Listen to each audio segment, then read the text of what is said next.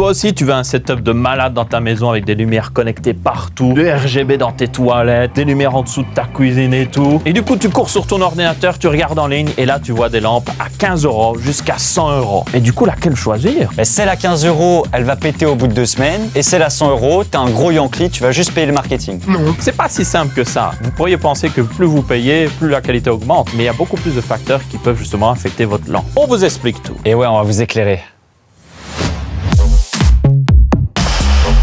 Bon Aurélien, tu me dis qu'il y a des différences entre les ampoules, mais moi j'en vois pas, elles font toutes de la lumière, elles sont contrôlables, mais la seule différence que je vois c'est le prix, mais pourquoi? Alors la première grosse différence c'est au niveau du protocole, la façon dont vous contrôlez ces lampes justement connectées. Dans la première gamme de prix, vous pouvez les contrôler via ces petites télécommandes infrarouges ou des fois Bluetooth si vous avez un peu plus de chance. J'aurais toutes les fonctionnalités, je pourrais très bien changer de couleur, mettre du rouge, du bleu, du arc-en-ciel par exemple. Mais par contre, vu que c'est pas connecté à internet, lorsque je suis pas chez moi, eh ben je peux pas les contrôler à distance, c'est assez embêtant quand même. Et en plus, n'espérez pas avoir des fonctionnalités intelligentes comme les allumer quand vous n'êtes pas là pour faire croire qu'il y a quelqu'un à la maison. On pourra pas sélectionner chaque point lumineux pour faire un magnifique serpent lumineux. Mais du coup, si on veut quelque chose de plus intelligent, on jette ça, on passe aux lampes Wi-Fi. Donc là, vous avez une puce Wi-Fi sur chaque lampe et vous pouvez juste la brancher et vous pouvez la connecter avec votre smartphone, lui donner votre Wi-Fi. Généralement, ça coûte plus cher. Ça coûte plus cher, mais c'est beaucoup plus intelligent parce que là, tu peux déjà la contrôler hors de chez toi. Tu peux faire aussi des effets. Tu peux peut-être même faire un effet qui fait que la lampe s'allume quand tu es en vacances. Comme ça, tes voisins croient qu'il y a quelqu'un. Wow. Ou juste faire des effets RGB beaucoup plus avancés. Oui, mais Aurélien, si j'ai toutes mes lampes connectées au Wi-Fi, imaginons que j'ai 25 lampes, ça va quand même déstabiliser mon Wi-Fi. Bah forcément, chaque lampe que tu connectes a besoin de communiquer en permanence, surtout si elle doit faire des mises à jour et tout ça, et donc ça va prendre de la bande passante et ça va ralentir ta connexion pour ton ordinateur portable. Mais du coup, c'est quoi la solution, Aurélien? Bah, la solution, c'est un pont. Alors, on parle pas évidemment ici de pont au-dessus d'une rivière. Sur le pont d'Avignon. On parle d'un pont Wi-Fi. Donc, c'est lui qui est connecté au Wi-Fi ou en câble Ethernet. Il va communiquer avec les différentes lampes connectées. Un pont, quoi. On est dans ce tour.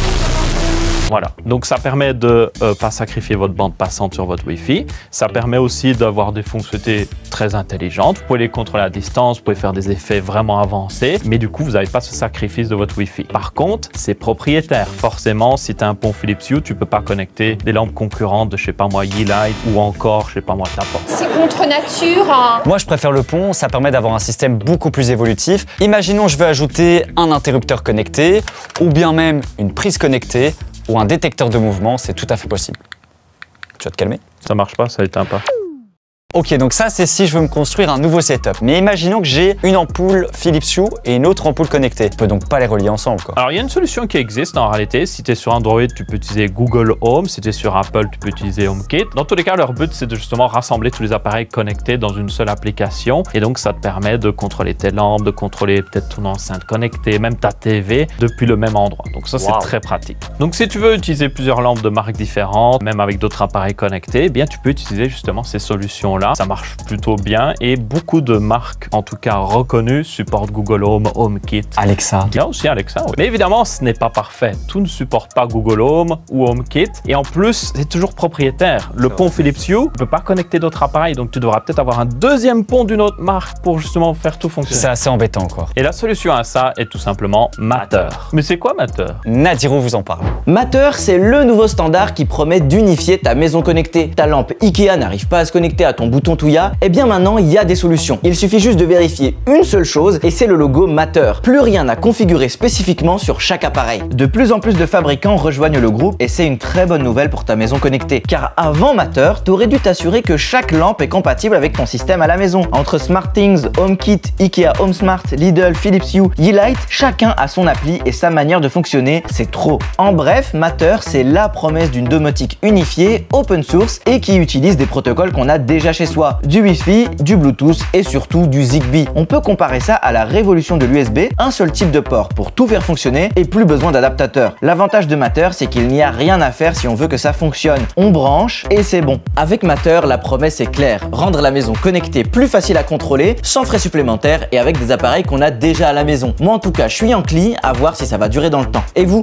en pensez quoi? Dites-moi tout dans les commentaires. Ouais, Matter, c'est plutôt bien, mais on a encore quelques conseils, quelques derniers conseils à vous donner pour choisir choisir votre ampoule connectée? Alors, on a parlé de l'écosystème, mais c'est vrai qu'une marque assez connue, en général, va avoir beaucoup plus de partenariats avec d'autres marques. Un bon exemple, c'est Philips Hue. Si vous avez un Stream Deck, parce que vous êtes streamer, vous pouvez contrôler vos lampes Philips Hue directement dans le Stream Deck. Et ça, c'est un avantage qui augmente le coût forcément de votre lampe, mais qui est très sympathique, franchement. Ou par exemple, avec Razer, tu peux très bien ajouter sur ton clavier une touche qui permet d'éteindre ou allumer ta lampe Philips Hue. Et comme d'habitude, évitez les marques un peu moins connues ou les produits vraiment pas chers, parce qu'on peut avoir soit des failles de sécurité, ça peut être vraiment embêtant, Ou le support technique qui est inexistant. ou la marque peut disparaître après 1 an, voire 6 mois d'existence. Il y a pas mal de marques qui commencent à pas mal être connues comme Bovi, vous avez Tapo qui est fait par TP-Link, vous avez Philips Hue, vous avez aussi les lampes Ikea qui sont vraiment pas mal pour le prix, ouais, franchement. Et en plus, elles arrivent déjà montées, c'est incroyable ça. Et enfin, on a aussi les spécifications techniques de nos lampes à regarder. Nous avons les lumens, l'intensité de la lumière. Nous avons aussi les kelvins, la couleur de cette lumière. Est-ce qu'elle est plus chaude ou plus froide? Vous devez évidemment choisir quelque chose selon vos préférences. Mais il y a aussi d'autres caractéristiques qu'on oublie souvent de mentionner ou que les gens ne regardent pas trop. Par exemple, si vous prenez une bande LED, vous voyez qu'il y a une distance entre ces LED. Là, c'est à peu près 30 LED par mètre. Peut-être que vous voulez un meilleur rendu de la lumière, que la lumière soit plus diffuse. Là, vous allez peut-être prendre une bande LED avec 70 LED par mètre ou même 130. Donc, si vous regardez de bandes LED et que vous envoyez une plus chère, c'est peut-être parce qu'elle a juste plus de LED en fait. Et d'ailleurs, en parlant de ces LED, il faut faire attention parce qu'on a différents types de LED. On a du RGB, où là, ça va soit être rouge, bleu ou vert. Si on veut du blanc, on doit tout allumer et on va avoir plutôt du bleu que du blanc. Alors, on a le RGB-W pour avoir justement cette LED blanche et le RGB-WW pour avoir encore des variantes dans le blanc. Un blanc plus chaud et plus froid, et c'est sûr que ça coûtera encore plus cher si c'est du RGB-WW. Ouais, c'est un peu la Rolls-Royce de la LED ici, et c'est pour ça que des fois, vous voyez une bande LED qui est beaucoup plus chère qu'une autre, c'est parce que peut-être qu'elle a cette meilleure LED qui vous permettra de faire beaucoup plus. Et c'est le cas aussi des ampoules. Il y a une LED derrière et certaines ont justement une LED blanche dédiée pour avoir une très bonne couleur blanche. Il y en a qui n'ont pas. Donc si vous voyez